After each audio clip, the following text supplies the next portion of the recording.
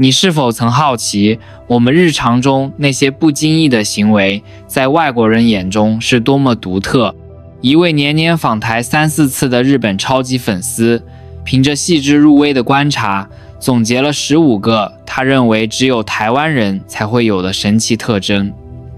这份清单在日本网友中引起热烈反响，也让许多台湾人看了会心一笑。今天我们就跟着这位日本朋友的视角，一同来解密这份有趣的台湾人观察报告，看看这片土地究竟塑造了怎样独特而迷人的灵魂。这里是意识觉醒，记得按赞、订阅并打开小铃铛，这样您就不会错过我们的新视频。1、交通路口的全民起跑线大赛。日本朋友惊讶于台湾人在交通路口的反应速度，无论驾驶机车或汽车还是行人，大家似乎都对秒数有精准预判。红灯剩1、2秒，机车引擎声已轰鸣，行人也蓄势待发，绿灯一亮即刻全速前进。这被戏称为台湾的起跑线文化，尤其在都会区尖峰时刻的机车群，那种集体蓄势待发的气势蔚为奇观。这背后是对时间就是金钱，效率就是生命的极致追求。看似急躁，实则内含高度默契与秩序，是台湾高效率社会的真实缩影。2、手机钱包当占位神器，安全感爆棚。这在许多外国人眼中简直是台湾奇迹。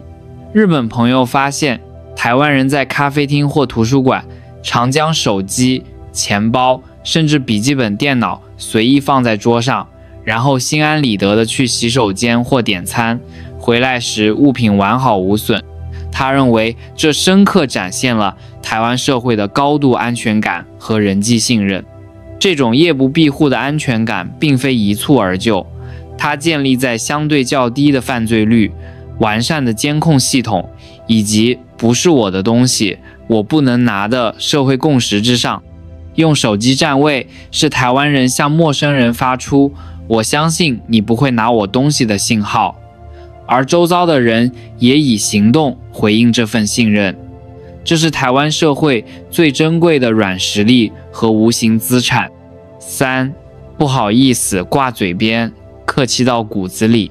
日本朋友观察到，台湾人使用频率极高的口头禅是不好意思，无论是搭捷运、借过餐厅、叫服务生，甚至不小心轻微碰撞都会脱口而出。他认为这种时时刻刻挂在嘴边的礼貌，让台湾公共空间氛围非常和谐。不好意思是台湾人际互动的万用润滑剂，它既可表达歉意，又是请求协助的开场白，更能表达接受好意时让你费心了的感谢。本质上，它传递的是一种我意识到我的行为可能占用你的时间、空间或注意力，我为此感到抱歉的谦逊姿态，是台湾社会温暖有礼的关键因素。4、吃完重口味，牙齿清爽才算完美收官。日本朋友对台湾人餐后刷牙的习惯感到肃然起敬，他常看到上班族或学生午餐后自然地在洗手间刷牙。他坦言，这习惯一开始让他困惑，但亲身体验后发现，重口味餐点后刷牙确实让口气清新，整个人更舒服。这不仅是个人卫生习惯，也反映了台湾公共卫生观念的普及和对健康仪容的重视。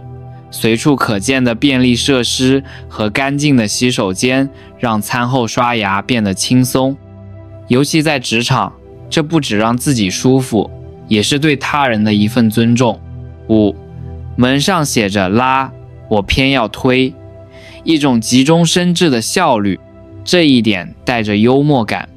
日本朋友发现，许多台湾玻璃门上贴着推或拉的标志，但仍常见行色匆匆的台湾人对着写拉的门用力推，有时还发出摩擦声。他觉得这反映了台湾人急切的性格和快节奏的生活方式。台湾，特别是都市地区的步调确实很快，人们习惯用最直接、最有效率的方式做事。我们大脑可能预设门就是向前推最省力，有时会屏蔽掉温馨提示。这是一种惯性思维和追求效率的本能反应，展现了台湾社会充满活力和动能的一面。6. 雨伞像盛开的香菇，湿热气候下的生存智慧。日本朋友观察到雨后台湾街头独特的风景线，公司、餐厅、饭店、大厅总能看到一把把完全撑开，像巨大香菇般的湿雨伞。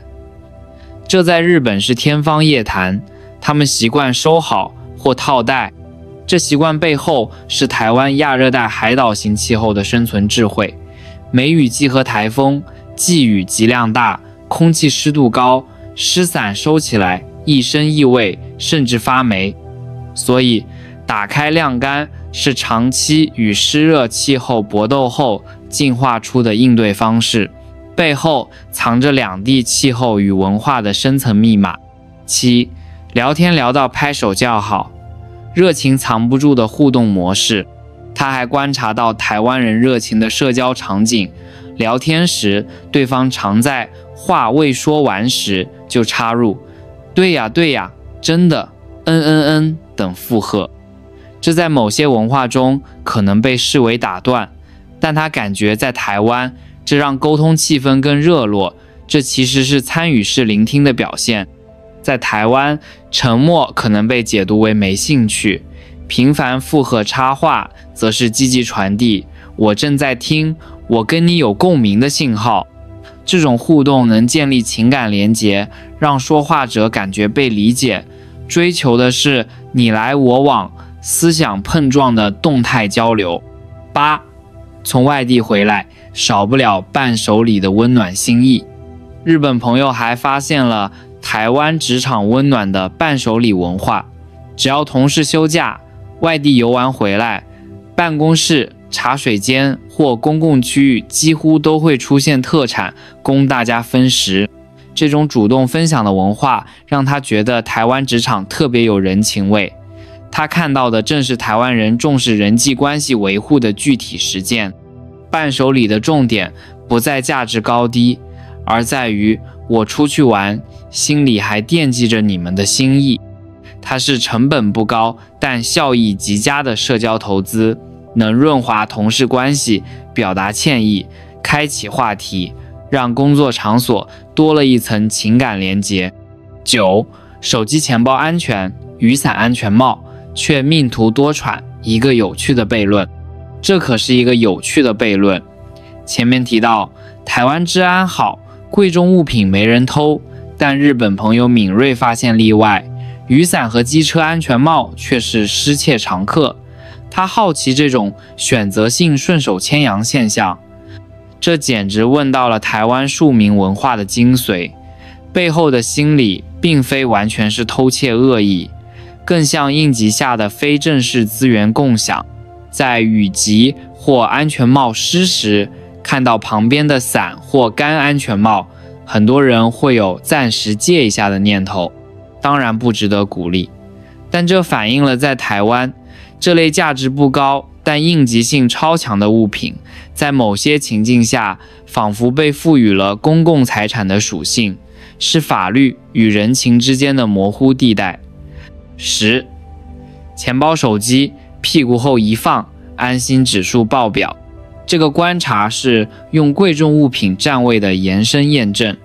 日本朋友说，他看到许多台湾人不论男女，都自然地把后钱包或 iPhone 直接插在后口袋，然后逛夜市、搭捷运。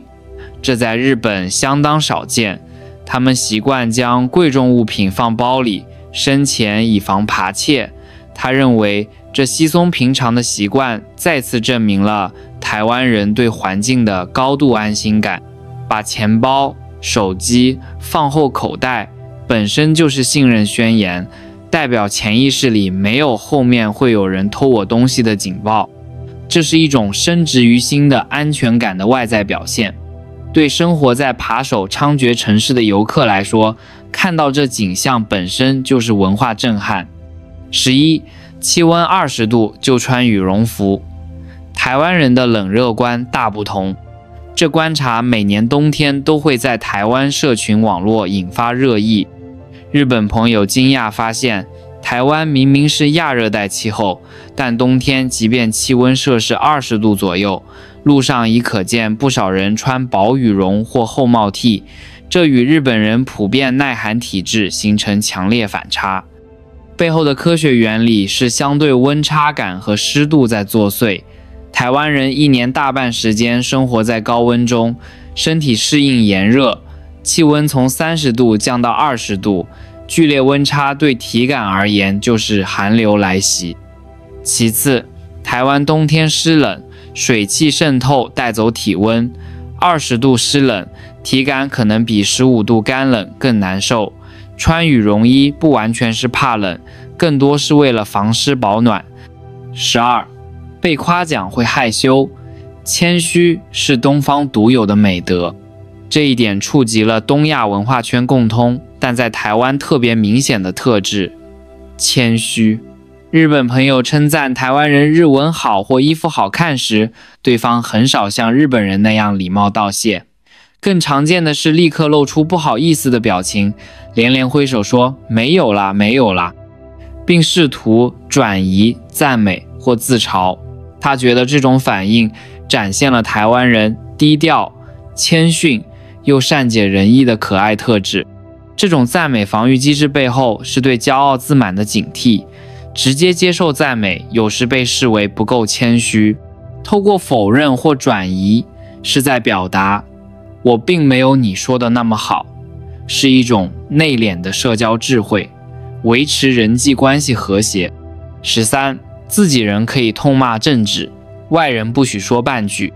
这一点精准描绘了台湾人那种又爱又恨、内部矛盾但对外极度团结的复杂情感。日本朋友分享，他曾见台湾人在热炒店毫无保留地批评政府，话题百无禁忌。但当他作为外国人试图附和或说些负面观察时，原本内讧的台湾人会立刻一致对外，团结捍卫家乡。这让他深刻感受到台湾人对这片土地强烈的骄傲感和认同感。